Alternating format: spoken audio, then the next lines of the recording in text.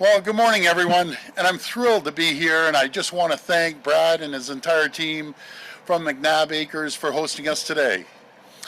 Here in Niagara-on-the-Lake and throughout the Niagara region, our candidates have been hard at work on the doorsteps and in the community.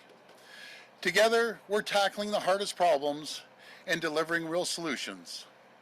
That means rebuilding Ontario's economy with better jobs and bigger paychecks, so our kids and grandkids can build their future here in Ontario.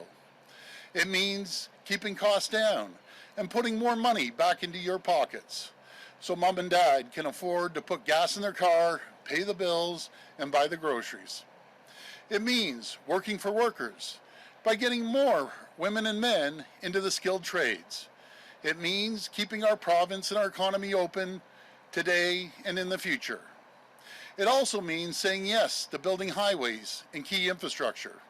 And today, I'm pleased to announce a real game changer for families here in Niagara. A re-elected PC government will say yes to building a new and expanded Garden City Skyway Bridge over the Welland Canal.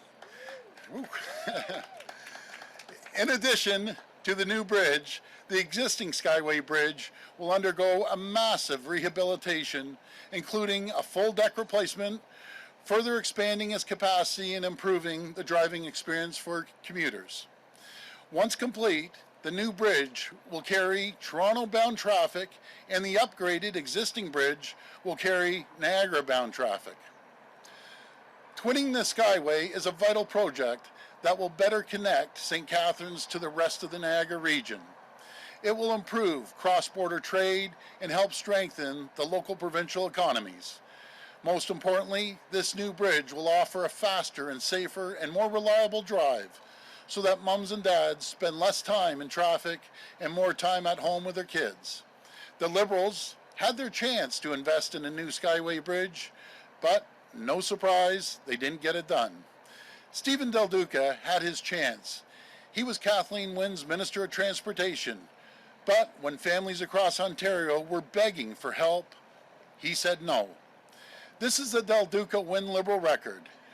When it came time to build things, when it came time to build roads, highways, and transit, they found every reason to delay. But they had time to increase gas taxes, impose new road tolls, and jack up the cost of renewing your license plate. As for Andrea Horwath and the NDP, they're the party of no. No to every new idea, no to progress, no to building. Andrea Horwath would rather protest a highway than build one. We can't allow the Liberals to take us back. We can't allow the NDP to hold us back. It's time to say yes to a new bridge on the QEW. And we won't stop there. We're saying yes to building Highway 413 and the Bradford Bypass. Yes to improving GO train service between Niagara and Toronto. Yes to building 1.5 million homes so more families can buy a home in growing communities like Niagara. We're saying yes to building the new South Niagara Hospital, and yes to building the new West Lincoln Memorial Hospital, the same hospital that the Del Duca Wynne Liberals wanted to close. This is the choice Ontario faces on June the 2nd. It's a very clear choice. If you want more excuses, if you want more delays and more empty talk, well, you got a lot of options in this election. But if you want to get it done, you have one choice, the Ontario PCs. We're the only party saying yes. We're the only party that will get it done. Friends, we have the team, we have the vision, we have the plan, and we have the momentum. So on June the 2nd, everybody, let's do it. Let's get it done. Thank you, and God bless the people of Ontario. Thank you.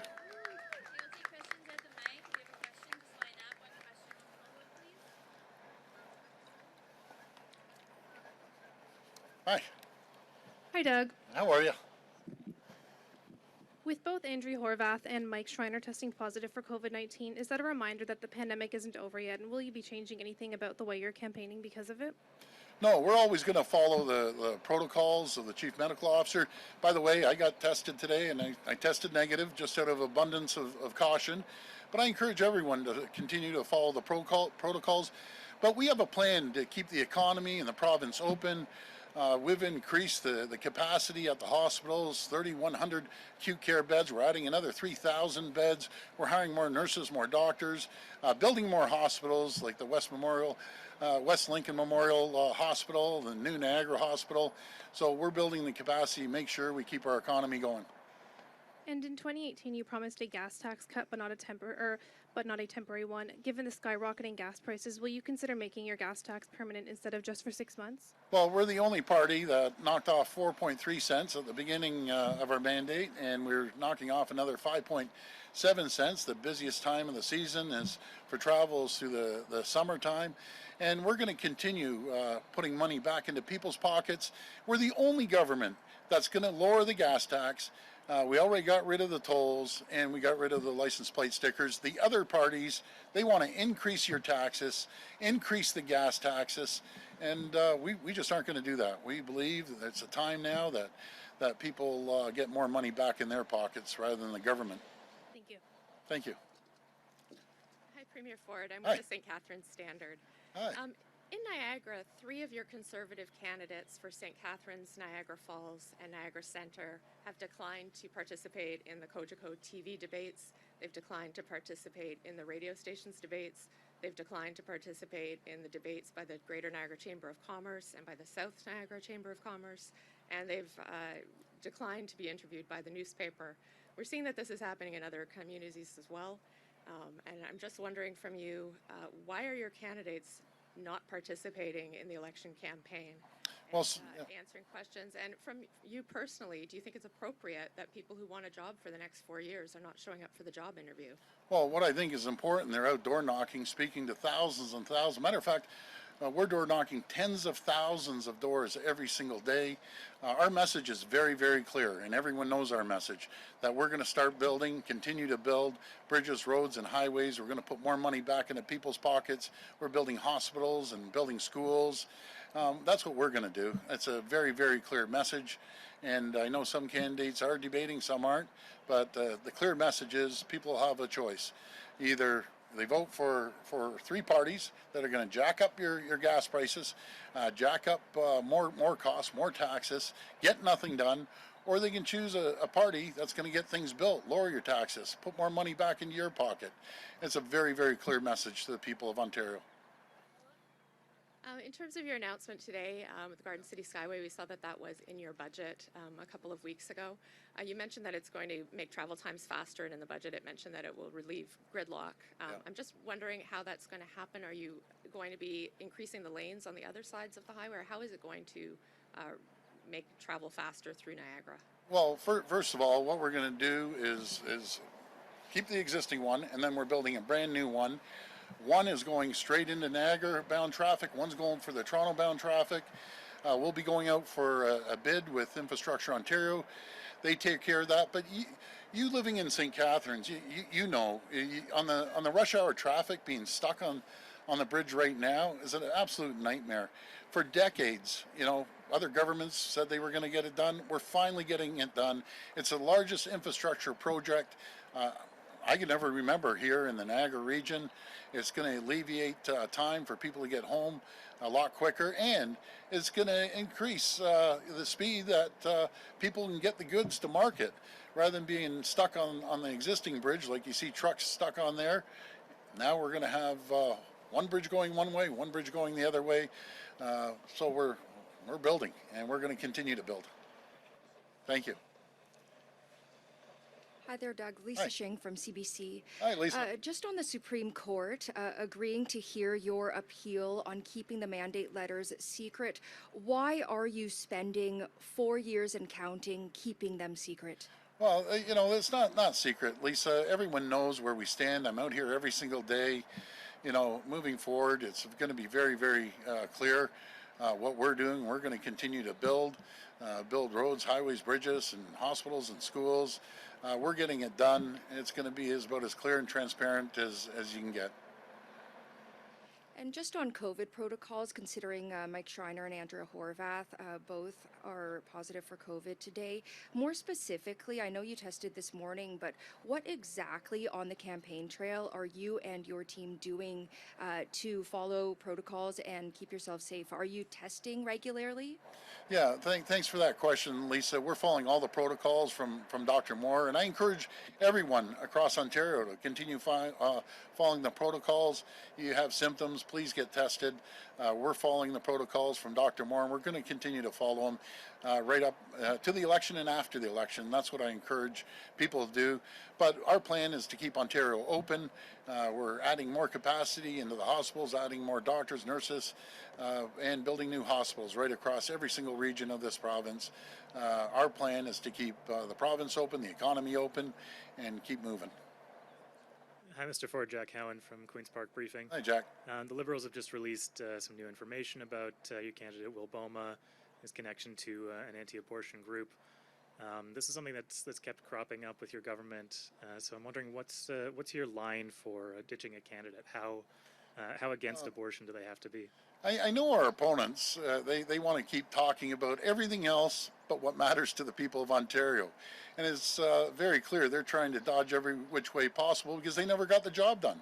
The Liberals, and propped up by the NDP, they didn't build anything. They jacked up all the taxes, and they're trying to avoid the real things that matter to the people of Ontario. And that's about keeping the economy going, getting things built, putting more money back into their pocket, and that's what we're focused on.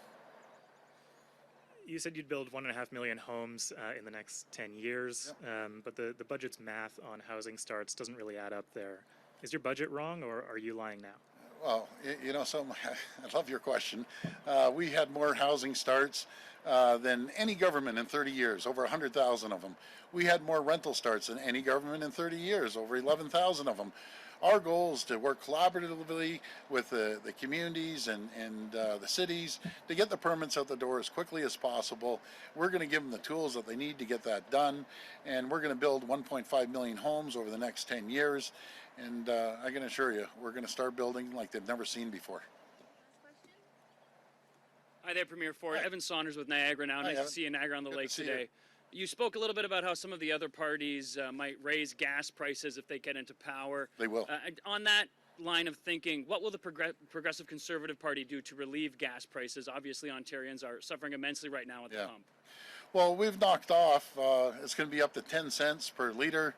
You know, I just wish I could partner with the federal government and knock off the 11 cents, even if it's temporary. The carbon tax, you got to give people a break. We've been working so well with the federal government. I'm always going to ask them, please knock off the 11 cents. So with our 10 cents and 11 cents, that's 21 cents. That puts a lot of money back into people's pocket, takes the burden off them. But we're going to continue focusing on delivering items right across the board that will save people money, no matter if it's a license plate sticker or getting rid of tolls or knocking down the gas prices. But we can't do it alone. We really need the support of the federal government. Speaking to the large infrastructure investment you guys are making with twinning the Garden City Bridge, it's no secret to residents of Niagara-on-the-Lake that this has been in the works for a little while. Yeah. Do you know what the state of expropriation is right now? Has that been completed, and how much does that cost, and how much land has needed to be expropriated? Well, that's a great question. Everything we build goes through Infrastructure Ontario, and that's a top-notch organization. I think they're at like 98% on time, on budget, but they're doing a great job. So they're doing their due diligence. It's going to go out for bid, and we're going to get the best bid for the taxpayers. And then as soon as that happens, we'll make sure that we announce it to the people of Ontario, especially people of Niagara. But man, this is a massive game changer for the people down here. It's really going to change their lives. Thanks so much, everyone. Have a great day.